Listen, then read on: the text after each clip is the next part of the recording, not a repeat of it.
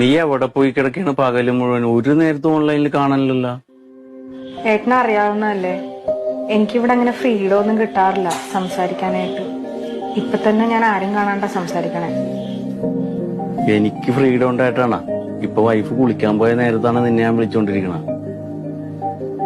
കേക്കോ സംസാരിക്കണത്? ഇല്ല, അതൊരു 1-2 മണിക്കൂർ എടുക്കും. വെറുതെ തേച്ചൊരച്ച് വിളിക്കാന്നേ ഉള്ളു, കാര്യമൊന്നുമില്ല. നിന്നെ കിട്ടിയ പിന്നെയാണ് അവളേക്ക് എടുത്ത് കിണറ്റിലിടാൻ എനിക്ക് തോന്നണത്. ദമയോ, ഞാനൊരു കാര്യം പറയട്ടെ, ഭയങ്കര ഗ്ലാമറാണ് താൻ.